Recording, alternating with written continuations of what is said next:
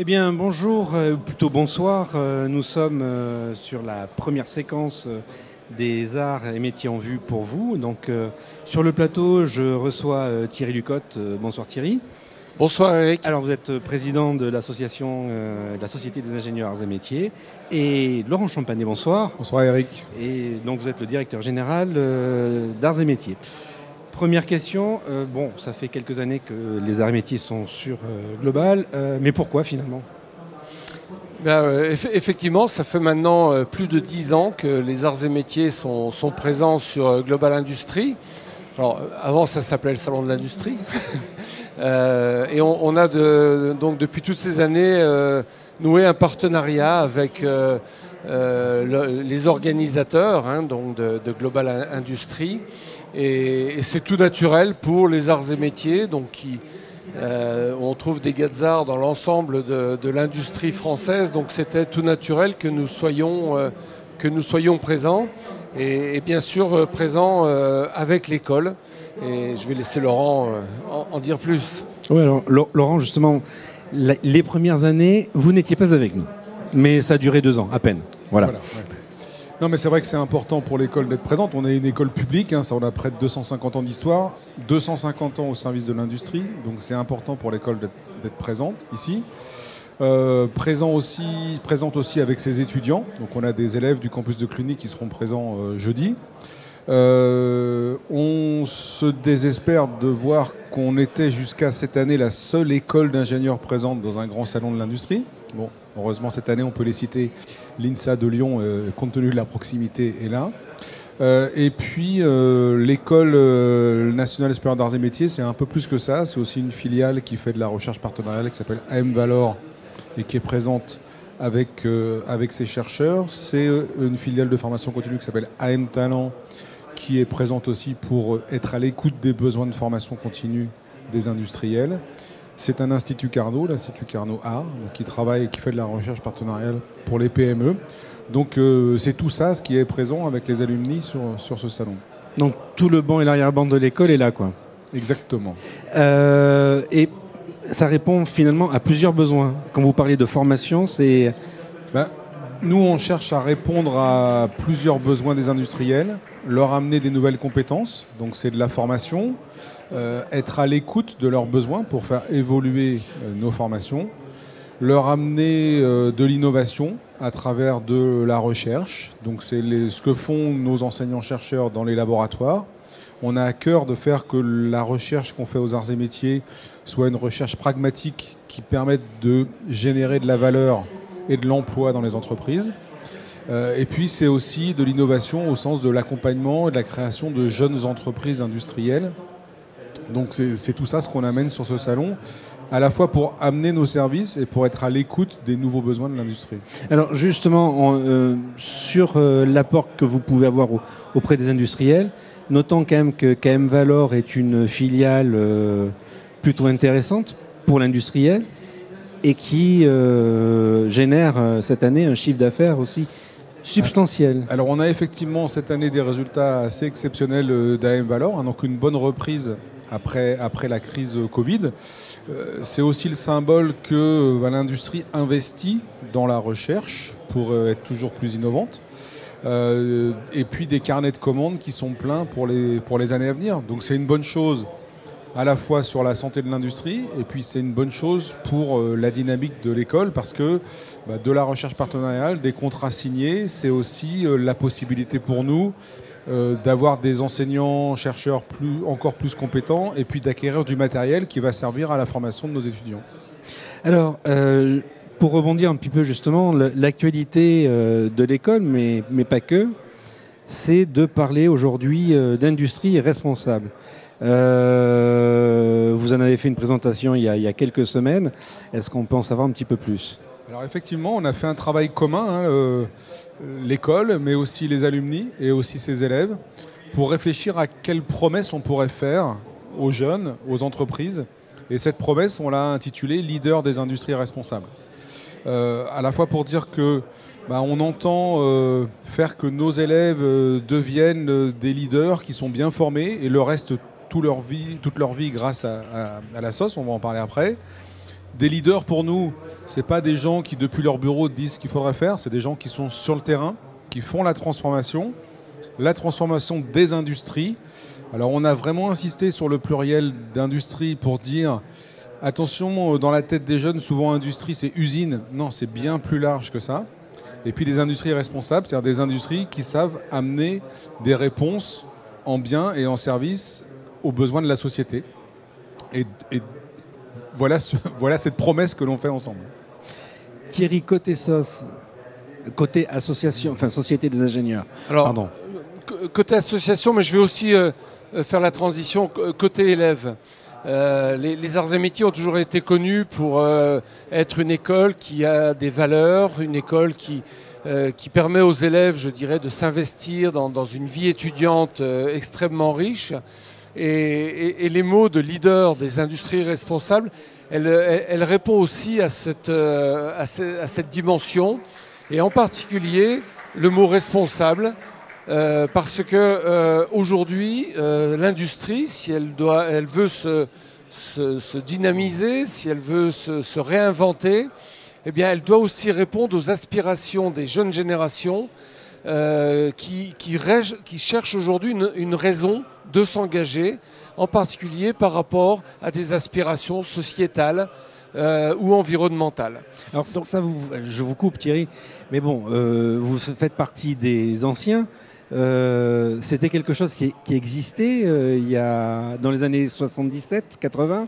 Alors, c'était quelque chose qui existait sans qu'on le dise vraiment. Parce que si on regarde les grands fondamentaux de la formation du Gazar au travers des disciplines autour des matériaux, autour de l'énergétique, autour des process industriels, bien sûr que toujours on a intégré les dimensions environnementales. La dimension sociétale, ça a toujours été la réputation du Gazar. Le Gazar était un meneur d'hommes, non pas un meneur à la schlag, mais un leader d'équipe. Quelqu'un qui entraînait les collaborateurs, les techniciens par rapport à des objectifs. Donc c'est quelque chose qui est dans notre ADN, qui s'exprime aujourd'hui avec des nouveaux mots. Et ces mots, on doit les mettre effectivement en face des aspirations des jeunes générations. Je vois que Laurent opine du chef. Oui, c'est vrai, on est un petit peu gêné aujourd'hui. On nous interroge, alors c'est quoi les nouvelles compétences pour la transition énergétique, pour la transition écologique? Nous, on a tendance à dire, on doit garder des fondamentaux, hein, parce qu'effectivement, les transitions, il faut les faire. C'est bien d'en parler, mais quand on veut les faire, là, il faut avoir des gens qui sont performants sur la question des matériaux, la question de la conception, la question de la gestion de l'énergie, la question de la fabrication, l'industrialisation, la maintenance, le recyclage. Donc on reste quand même sur nos fondamentaux, on ne se transforme pas, mais effectivement on essaye d'avoir un discours qui montre en quoi ces fondamentaux sont importants et sont vitaux pour l'industrie. C'était attendu de vos partenaires industriels avec lesquels vous avez monté des chaires. Enfin, c'est un questionnement de longue date. C'est pas forcément une attente de nos partenaires industriels, c'est plutôt une précision. C'est pour ça que j'ai parlé de promesse. C'est-à-dire plutôt clarifier les choses vis-à-vis des jeunes. Voilà. Et vis-à-vis du pont que nous sommes, nous l'école, entre les jeunes et une carrière. Hein. Et puis je pense pour la SOS, aussi le pont entre des jeunes générations de Gazar et les générations plus anciennes. Oui, je vais rebondir parce qu'on a parlé des élèves, mais effectivement, la SOS, la Société des anciens élèves des arts et métiers, c'est plus de 32 000 membres sur une communauté de 64 000 ingénieurs. Et aujourd'hui, ils sont confrontés également dans leur quotidien à ces problématiques. On va devoir transformer, ne serait-ce que les chaînes logistiques. On va devoir transformer la conception des produits pour intégrer la notion de réparabilité, la notion de recyclage, etc. Donc nous, au travers des groupes, en particulier des groupes professionnels, on apporte une nouvelle information, je dirais, aux ingénieurs qui sont en exercice, pour que ces fameuses dimensions dont ils avaient conscience qu'ils intégraient d'une façon ou d'une autre deviennent des vrais vecteurs de développement de leur entreprise. Donc ça, c'est aussi notre rôle en tant qu'alumni, de faire ce lien entre les formations qui sont délivrées par l'école, les aspirations des élèves, des jeunes, et la réalité dans l'industrie qui est vécue par nos adhérents. Alors, question à vous deux. Juste un complément. Au-delà de cette promesse, on constate aujourd'hui il y a un gros besoin de compétences, un gros besoin de jeunes. Assez naturellement, l'industrie se tourne vers nous. Et donc, arts et métiers, c'est quand même vécu comme étant la solution aux problématiques du moment. Donc ce terme leader des industries responsables, il s'adresse aussi à nous, la communauté arts et métiers. Alors justement, hélas, il y a une chaise de vide, mais nos jeunes justement n'ont pas pu venir ce soir sur le plateau. Mais pour autant, j'imagine que vous en êtes le porte-parole, les porte-paroles. Ils en pensent quoi? Parce que c'est quand même aussi s'afficher, et c'est un vrai message là que vous faites passer. Oui, alors déjà c'est un message qu'on a travaillé avec eux, c'est pas quelque chose qu'on leur a imposé. Nous, aux arts et métiers, on a quand même, et je pense que c'est le fruit de tout ce travail qui est fait à la fois dans la vie associative, dans le lien fort qu'il y a rapidement entre les élèves et les anciens élèves, et dans la formation, on a quand même des élèves qui sont plutôt pragmatiques. C'est-à-dire qu'ils ont compris que leur rôle, c'est de faire. Et ils ont envie de changer, et je pense qu'ils ont assez facilement intégré que pour faire le changement, il faut être un leader. Alors, autre sujet, parce qu'on va essayer de balayer un petit peu large. L'actualité de l'école, c'est aussi depuis 10 ans un baromètre. Et en exclusivité sur Global, vous allez nous donner les premiers résultats de ce baromètre et comment vous percevez finalement le mot industrie à travers les yeux des très très jeunes. Alors effectivement, depuis il y a 10 ans, on a ressenti le besoin d'essayer d'aller voir ce que les jeunes pensaient bien en amont de leur entrée à l'école. Et donc du coup, on a monté un baromètre avec l'organisme de sondage Opinionway. Donc on a appelé les jeunes et l'industrie. Et on va interroger des lycéens, première et terminale, dans les séries scientifiques et technologiques, sur leur perception de l'industrie, avec un panel de questions qui est le même depuis 10 ans. Et puis on rajoute parfois quelques questions d'actualité. Ça nous permet de voir un peu les évolutions. Des évolutions qui sont pour partie assez positives. C'est-à-dire qu'on a un renforcement de la confiance que les jeunes ont dans l'industrie, de sa capacité à créer de l'emploi. Sur ce sujet-là, aujourd'hui, il y a 81% des jeunes qui pensent que l'industrie crée de l'emploi, et c'est 35 points de plus qu'il y a 10 ans. Que l'industrie crée de l'innovation, pour 88% d'entre eux. Une confiance dans l'industrie à être en capacité de s'attaquer aux problématiques de demain, problématiques économiques, sociales, climatiques. Donc c'est pour nous le fruit des efforts qu'on fait tous. Et un salon comme celui de Global Industrie contribue à ces efforts de visibilité de l'industrie et de son impact sur la société. Mais c'est aussi des éléments un peu plus négatifs, parce que même si les jeunes ont confiance dans l'industrie, leur volonté de s'y intégrer ne change pas. Aujourd'hui, il y a 40% des jeunes qu'on interroge qui se disent avoir envie d'intégrer l'industrie. Et c'est exactement la même chose qu'il y a 10 ans. Alors on a eu un petit pic jusqu'à 67% juste après le Covid, qu'on n'explique pas trop, mais sinon on est resté à ça, et qui est lié à la méconnaissance que les jeunes ont de l'industrie. Donc pour eux, industrie égale usine, point barre, je l'ai dit tout à l'heure. Ils aimeraient bien en savoir plus. C'est pour ça que nous, on aimerait bien qu'il y ait plus de jeunes sur un salon comme ça. On sait que c'est compliqué à organiser, mais on pense que ça serait fondamental qu'il y ait plus de jeunes. Et puis, une image quand même d'une industrie polluante. Voilà. Donc c'est quand même particulièrement gênant que cette image colle à la peau de l'industrie. Et on pense, nous, aux arts et métiers, on essaie de retourner les choses en disant oui, sans doute qu'il y a certains pans de l'industrie qui sont polluants, mais si vous voulez avoir de l'impact, c'est là qu'il faut venir travailler. C'est ça ce qu'il faut changer. C'est pas en vous impliquant sur des sujets où vous pourrez avoir un impact à la marge. Thierry, un président d'association, vous avez les mêmes échos? Oui, on a les mêmes échos et on a un rôle à jouer. On vient de définir, on a eu un travail de réflexion sur une année et on vient de définir une nouvelle stratégie ou une nouvelle ambition qui est de devenir une force d'influence dans le domaine tout ce qui est justement changement sur le numérique, sur l'environnement, sur le sociétal, sur l'industrie. Pourquoi? Parce que on a des jeunes il faut leur donner la bonne raison de s'engager. Et il faut leur montrer par les carrières qu'ont pu faire les anciens élèves, comment ils ont été des contributeurs de progrès et comment demain, c'est eux qui vont devenir ces contributeurs de progrès au travers d'un leadership responsable. Je rebondis à nouveau sur ces mots. Donc, on a et ce travail-là, on doit également le faire au niveau de la société.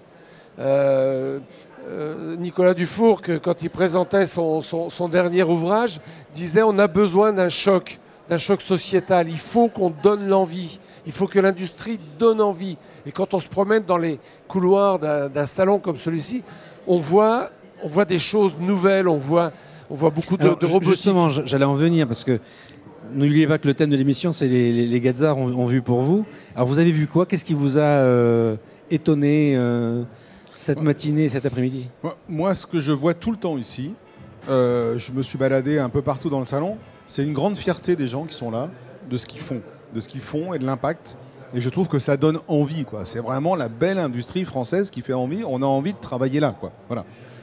Et pour vous, Thierry? Oui, moi je crois que c'est la même chose. C'est une modernité. C'est de voir effectivement le nombre de stands où il y a des robots qui sont sur des applications, je dirais. C'est plus le gros robot de manipulation, non, c'est des applications très, très fines. C'est les automatismes, c'est l'IoT qui va permettre l'optimisation des chaînes de production. Donc on voit que cette image effectivement de l'usine à la papa, c'est sale, il y a des copeaux par terre, ça fume, etc. Venez sur un salon comme ça n'a plus rien à voir. On est aujourd'hui dans la modernité, donc dans quelque chose qui doit attirer les jeunes. Et on voit aussi, les collectivités sont très présentes. Il y a des régions, il y a des pays. Donc on voit aussi que l'industrie, c'est une problématique sociale, hein, de dynamisme des collectivités, de dynamisme des territoires. Et ça, c'est extrêmement intéressant. Dernière petite chose, hier, il y a eu un événement, alors pas ici à Lyon, mais à Paris, qui concernait la communauté. Thierry, je vous laisse la primeur. Oui, effectivement, tous les ans, la société, donc la SOS, la Société des ingénieurs arts et métiers, remet un prix qui s'appelle le prix Nessim Habif. C'est un de nos illustres anciens. Et on le remet à un ingénieur qui a marqué, soit au plan mondial, soit au plan français, notre société, ou qui a particulièrement fait rayonner l'École nationale supérieure des arts et métiers.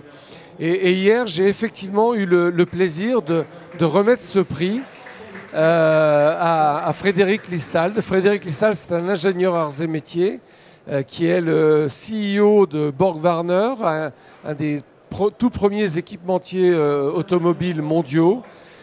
Aujourd'hui, dans dans les 250 plus grosses boîtes américaines, il y a 2 patrons français.